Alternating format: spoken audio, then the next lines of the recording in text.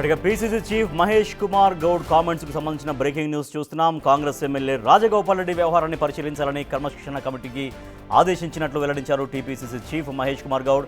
ఆయన ఏ ఉద్దేశంలో ఈ వ్యాఖ్యలు చేశారో తెలుసుకుంటామన్నారు. అన్ని అంశాలను క్రమశిక్షణ కమిటీ పరిశీలిస్తుందన్నారు TPCC chief Mahesh Goud. BC రిజర్వేషన్ల విషయంలో వెనక్కి తగ్గేది లేదు అని తేల్చి చెప్పారు ఆయన. మార్వాడీల అంశంపైన స్పందించారు పీసీసీ చీఫ్. వాళ్ళు మనలో ఒకరని, వాళ్ళను వెళ్లగొట్టే హక్కు ఎవరికీ లేదన్నారు మహేష్ కుమార్ గౌడ్. రాజగోపాల్ రెడ్డి గారు మాట్లాడిందన్న ఏమైనా తప్పు ఉంటే డెఫినెట్గా క్రమశిక్షణ సంఘం దాంట్లో పరిశీలిస్తుంది. నేను కూడా వారితో మాట్లాడలేదు.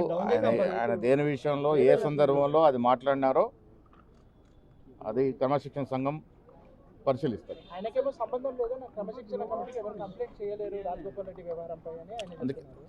ఆయన మాట్లాడిన దాంట్లో ఎవరిని ఉద్దేశించన్నా, ఆయన ఎవరినైనా టార్గెట్ చేసినట్టు మాట్లాడినట్టు క్రమశిక్షణ సంఘం దాన్ని పరిశీలిస్తారు.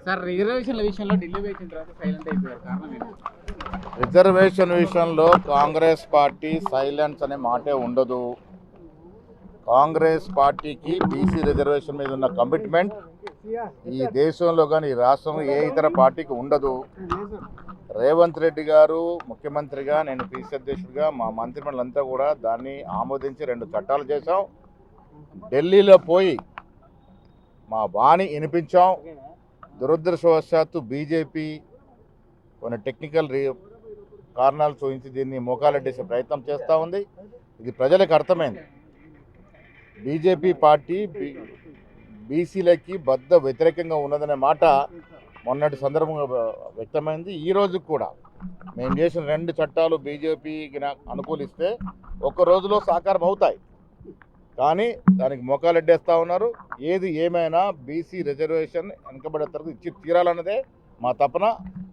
ఆ పరంగా అన్ని కోణాల నుంచి ఆలోచన చేస్తాం.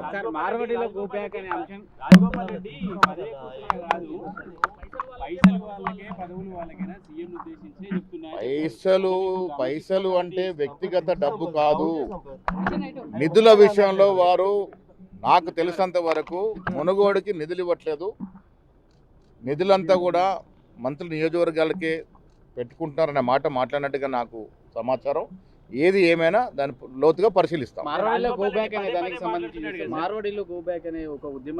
ఎవరు చేస్తున్నారు అనేది మన అమనగల్ దగ్గర బంద్ చేయడం జరిగింది. దీన్ని బీజేపీ, కాంగ్రెస్ కానీ కమ్యూనిస్ట్ రాష్ట్రంలో మార్వాడీలు కొన్నేళ్ల తరబడి ఇక్కడ నివసిస్తూ ఉన్నారు.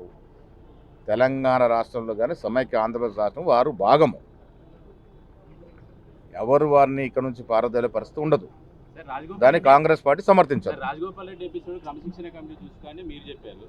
క్రమశిక్షణ కమిటీ మాకు ఫిర్యాదే రాలేదు, మేమేం చూసుకునేది అని చెప్పి క్రమశిక్షణ కమిటీ చెప్పింది. ఇప్పుడు రాజగోపాల్ రెడ్డి నిజంగా కూడా ఇప్పుడు పదే మాట్లాడుతున్నా పీసీసీ కానీ, సీఎం కానీ, క్రమశిక్షణ కమిటీ కానీ ఎందుకు రియాక్ట్ అవ్వట్లేదు? నిన్న మాట్లాడింది వాళ్ళు నేను పేపర్లో చూశాను. పొద్దున్నే మల్లు రవి గారికి చెప్పినాను. దీన్ని పరిశీలించాల్సిందిగా కోరినాను. పీసీసీ చీఫ్ మహేష్ కుమార్ గౌడ్ కొన్ని హాట్ కామెంట్స్ చేశారని చెప్పొచ్చు. So Congress party MLA Komatireddy Rajagopal Reddy వ్యవహారాన్ని పార్టీ సీరియస్గానే తీసుకుంది అని చెప్తున్నారు. క్రమశిక్షణ కమిటీని కూడా సూచించాం. అసలు రాజగోపాల్ రెడ్డి ఎటువంటి కామెంట్స్ చేశారు, అది ఏ కాంటెక్స్ట్లో చేశారు, ఏ ఉద్దేశంతో చేశారనేది కూలంకుషంగా పరిశీలించాలని కమిటీని ఆదేశించినట్లుగా, అలాగే బీసీ రిజర్వేషన్ల విషయంలో కూడా వెనక్కి తగ్గదు కాంగ్రెస్ పార్టీ, కాంగ్రెస్ ప్రభుత్వం అని చెప్తున్నారు. అలాగే మార్వాడి గోబ్యాక్ అని ఎవరైతే అంటున్నారో వాళ్ళ వ్యాఖ్యలని ఖండించారు. మార్వాడీలు కూడా మనతో కలిసి ఉన్న వాళ్ళే, అలా అనడం సమంజసం కాదు అంటూ పీసీసీ చీఫ్ మహేష్ కుమార్ గౌడ్ వ్యాఖ్యానిస్తున్నారు. మా అసోసియేట్ ఇన్పుట్ ఎడిటర్ నగేష్ మరింత సమాచారం అందిస్తారు. నగేష్ 3 అంశాలపైన మాట్లాడారు. కోమటిరెడ్డి రాజగోపాల్ రెడ్డి గురించి, తర్వాత బీసీ రిజర్వేషన్ల గురించి, అలాగే మార్వాడి గోప్యాక్ అని ఎవరైతే మాట్లాడుతున్నారో వాళ్ళ గురించి మాట్లాడారు పీసీసీ చీఫ్ మహేష్ కుమార్ గౌడ్. అంటే ఫస్ట్ మనం రాజగోపాల్ రెడ్డి విషయం తీసుకుంటే, రాజగోపాల్ రెడ్డి చేసినటువంటి కామెంట్స్ విషయంలో పార్టీ చాలా సీరియస్గానే ఉన్నట్టుగా మనకు అనిపిస్తుందా పీసీసీ అధ్యక్షుడి మాటల్లో చూస్తుంటే? అంటే నిన్నటి వరకు 3 సార్లు రాజగోపాల్ రెడ్డి పార్టీకి వ్యతిరేకంగా పార్టీ లైన్ దాటి కంప్లీట్ గా తనకు మంత్రి పదవి రాలేదన్న ఒక అసహనాన్ని, అక్కసును వెళ్ళగక్కుతూనే రాజగోపాల్ రెడ్డి మాట్లాడిన పరిస్థితి. తన నియోజకవర్గంలో నిధులకు సంబంధించి కంటిన్యూగా మాట్లాడచ్చు, కానీ మంత్రి పదవి అనేది తనకు అవసరం, మంత్రి పదవి అనేది ఇస్తానన్నారు. తనను జాయిన్ చేసుకుంటప్పుడే మంత్రి పదవి ఇస్తానంటేనే జాయిన్ అయిన ఒక ఎంపీని కూడా, భువనగిరి ఎంపీని కూడా తానే గెలిపించాను. ఇవన్నీ వ్యవహారాల మీదనే మంత్రి పదవి అనేది గట్టిగా అడుగుతున్నా అన్నారు. ఈ మధ్య కాలంలో డిప్యూటీ సీఎం బట్టి విక్రమార్క కూడా ఇలాంటి వాస్తవాలని చెప్పి కూడా ఏకీభవిస్తూ కూడా మాట్లాడిన పరిస్థితి. నిన్న మళ్ళీ రాజగోపాల్ రెడ్డి కూడా సేమ్ యాజ్ గా అదే మాటల్ని కంటిన్యూ చేస్తూ ఇప్పటికీ తన నియోజకవర్గానికి నిధులు రావడం లేదు, మంత్రి పదవి ఇస్తేనే నిధులు వస్తాయి, మంత్రి పదవి ఇస్తేనే మునుగోడు నియోజకవర్గం డెవలప్ అవుతుంది, 2 పదవులు అంటే తన అన్నకి తనకిస్తే మిగతా వాళ్ళకు నొప్పి ఏంటి అని అడుగుతున్నాడు. అంటే ఖమ్మం జిల్లాలో కూడా తక్కువ నియోజకవర్గాలు ఉన్నా కూడా మంత్రి పదవి వాళ్ళకు మూడిచ్చారు. ఇక్కడ ఇప్పుడు రెడ్డిలకు మిగతా అంటే మొత్తం 3 రెడ్డిలు ఉన్నా కూడా ఇక్కడ సమస్య ఏందనేది కూడా రాజగోపాల్ రెడ్డి వాదిస్తున్నాడు. అంటే తనకు మంత్రి పదవి ఇస్తానన్న ఈసీసీ కావచ్చు, అలాగే ముఖ్యమంత్రి రేవంత్ రెడ్డి కావచ్చు, ఎందుకు తన ఇచ్చిన హామీని నెరవేరుస్తారనేది కూడా డైరెక్ట్ గానే ఎప్పటికప్పుడు వాదిస్తున్నాడు. మరి అది కావాలని వాదిస్తున్నాడా, లేదంటే ఖచ్చితంగా అధిష్టానానికి తన అసహనం కానీ మంత్రి పదవి ఇస్తానన్న వ్యవహారం తెలియాలని మాట్లాడుతున్నాడని కూడా ఖచ్చితంగా గమనించాల్సిన అవసరం. పార్టీ కూడా ప్రస్తుతం గమనించినట్టు కనిపిస్తుంది. పిసిసి అధ్యక్షుడు హోదాలో మహేష్ కుమార్ గౌడ్ ప్రస్తుతం అయితే మల్లు రవిని క్రమశిక్షణ కమిటీ చైర్మన్ అయితే ఆదేశించారని చెప్పి మీడియా ముందు చెప్పాడు. రాజగోపాల్ రెడ్డి వ్యవహారం నగేష్, రాజగోపాల్ రెడ్డి కంపేర్ చేస్తున్నారు, ఖమ్మం జిల్లాను కంపేర్ చేస్తున్నారు. ఖమ్మం జిల్లాలో 3 మంత్రులు ఉన్నారు, కానీ 3 వివిధ సామాజిక వర్గాలకు సంబంధించినటువంటి మంత్రులు.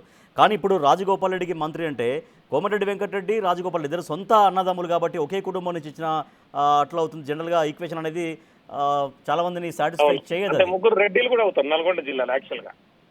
ఎస్ ఎస్, 3 రెడ్డిలు కూడా అవుతారు. ఎందుకంటే ఉత్తమ్ కుమార్ రెడ్డి, కోమటిరెడ్డి సో వెంకటరెడ్డి. మరి అవును, అంటే ఇంత ఈక్వేషన్ ఉంది. ఈ ఈక్వేషన్ ఉన్నాక మళ్ళీ అదే మంత్రి పదవి డిమాండ్ అనేది పదే కోమటిరెడ్డి రాజగోపాల్ రెడ్డి ఎందుకు చేస్తారు? ఇంకా ఈ డిమాండ్ మరింత ఫోర్స్ పెంచే అవకాశం కూడా కనిపిస్తూనే ఉంది ఆయన వ్యాఖ్యలు కనిపిస్తుంది. అంటే క్రమశిక్షణ కమిటీ ముందు పిలిస్తే కనుక అక్కడ రాజగోపాల్ రెడ్డి ఏం చెప్తాడనేది కూడా ఖచ్చితంగా గమనించాల్సిన అవసరం. అంటే ఒకే కుటుంబం నుంచి 2 మంత్రి పదవులు అనేది కూడా ఖచ్చితంగా ప్రతిపక్ష పార్టీలు వ్యతిరేకిస్తాయి. పార్టీలో ఉన్న వ్యక్తులు కూడా ఒకే కుటుంబంలో అన్నదమ్ములకు ఎలా ఇస్తారనేది కూడా ఖచ్చితంగా అడుగుతారు. ఎందుకంటే బీసీలు, ఎస్సీలు అంటే మాదిగా బీసీలలో కూడా రకరకాల కులాలు ఉన్నాయి.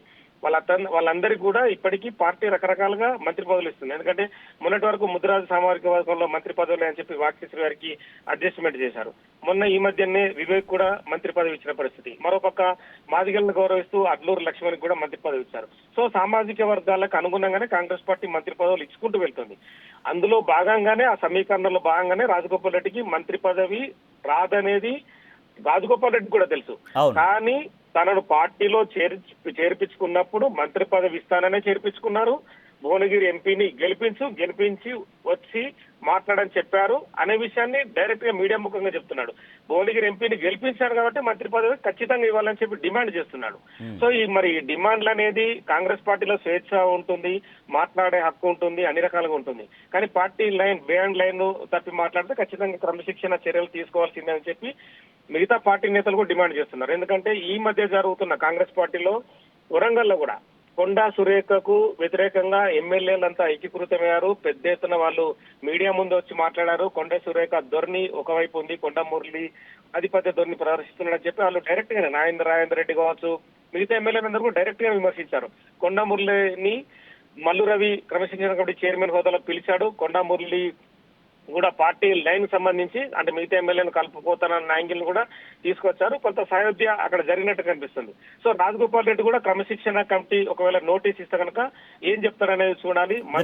రాజగోపాల్ రెడ్డి చేసే కామెంట్స్ అటు పార్టీనే కాకుండా ప్రభుత్వాన్ని కూడా ఎంత ఇరకటంలో పడేసేలాగా ఉన్నాయి. ఎందుకంటే మొన్న మాట్లాడుతూ ముఖ్యమంత్రి భాష గురించి కూడా మాట్లాడారు. ముఖ్యమంత్రి భాష తీరు మార్చుకోవాలి, ఆ రకంగా మాట్లాడొద్దంటూ ముఖ్యమంత్రికి సూచించడం కావచ్చు, ఇప్పుడు మంత్రి పదవి ఖచ్చితంగా ఇచ్చి తీరాల్సిందని మాట్లాడడం కావచ్చు, ఇది ప్రభుత్వాన్ని ఎంత ఇరకటంలో పెట్టేటువంటి ఆస్కారం కనపడుతుంది. సో ప్రభుత్వంలో ఎటువంటి చర్చ సాగుతోంది?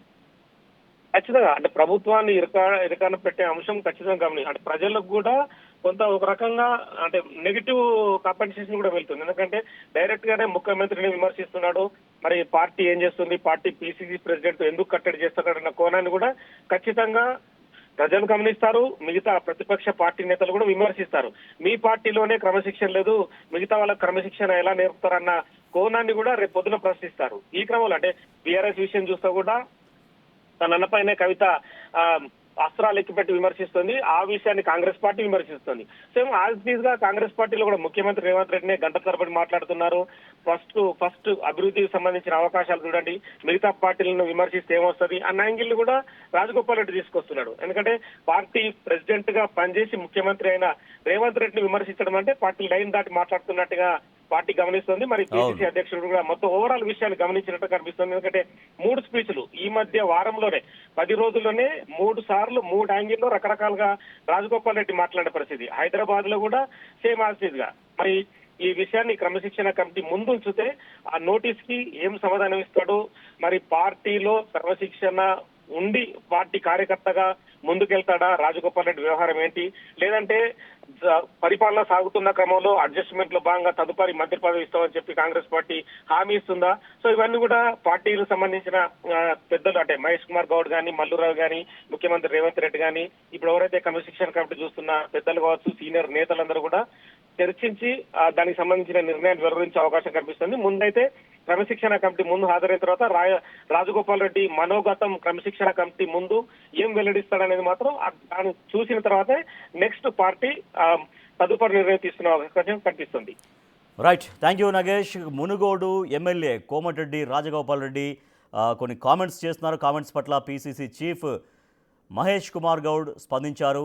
కోమటిరెడ్డి రాజగోపాల్ రెడ్డి చేసేటువంటి కామెంట్స్ పట్ల వాటిని పరిశీలించాలని క్రమశిక్షణ కమిటీకి సూచించినట్టుగా కూడా ఆయన వెల్లడిస్తున్నారు. అయితే ఇటీవల వరుసగా ఆయన పార్టీని ఇబ్బంది పెట్టే విధంగా, ప్రభుత్వాన్ని ఇబ్బంది పెట్టే విధంగా కోమటిరెడ్డి రాజగోపాల్ రెడ్డి మాట్లాడుతున్నారు. తనకు ఖచ్చితంగా మంత్రి పదవి రావాల్సిందే, మంత్రి పదవి ఇవ్వాల్సిందే, మంత్రి పదవి ఇస్తానని చెప్పినటువంటి ప్రామిస్ కూడా నాకు ఉంది అనేది కోమటిరెడ్డి రాజగోపాల్ రెడ్డి చెబుతున్నారు. సో దానికి ఖమ్మంలో అక్కడ 3 మంత్రి పదవులు ఇచ్చారని చెప్తున్నారు. సో ఖమ్మం అనేది నల్గొండతో పోల్చుకుంటే తక్కువ విస్తీర్ణం ఉన్నప్పటికీ 3 మంత్రి పదవులు ఇచ్చారు. ఇక్కడ ఉమ్మడి నల్గొండకి కూడా 3 మంత్రి పదవులు కావాలి, ఇప్పటికీ 2 ఉన్నాయి. సో నాకు అంటే తన సొంత అన్న కోమటిరెడ్డి వెంకటరెడ్డి ఆల్రెడీ మంత్రిగా కొనసాగుతున్నారు. సో తనకు కూడా మంత్రి పదవి రావాల్సిందే అంటూ ఆయన మాట్లాడుతున్నారు. మునుగోడు నియోజకవర్గానికి నిధులు రావట్లేవు, మంత్రి పదవి తనకు వస్తేనే మునుగోడు అభివృద్ధి జరుగుతుంది అంటూ రాజగోపాల్ రెడ్డి చేసినటువంటి కామెంట్స్ పట్ల పిసిసి అధిష్టానం రియాక్ట్ అవుతుంది. పిసిసి చీఫ్ మహేష్ కుమార్ గౌడ్ మాట్లాడారు. క్రమశిక్షణ కమిటీకి సూచించాం, రాజగోపాల్ రెడ్డి ఎందుకు ఆ రకంగా మాట్లాడుతున్నారు, ఆయన ఏ సందర్భంలో మాట్లాడారు, దాని కంటెక్స్ట్ ఏంటనేది పూర్తిగా తెలుసుకోవాలని, పరిశీలించాలని క్రమశిక్షణ కమిటీకి సూచించినట్లుగా చెబుతున్నారు PCC chief Mahesh Kumar Goud. So మరి క్రమశిక్షణ కమిటీ ముందుకు ఆయన హాజరవుతారా, హాజరైతే ఏం చెప్తారు, క్రమశిక్షణ కమిటీ మరి ఏం సూచిస్తుంది, పార్టీ అధిష్టానానికి ఏం సూచిస్తుంది అనేది కూడా ఆసక్తికరంగా మారింది.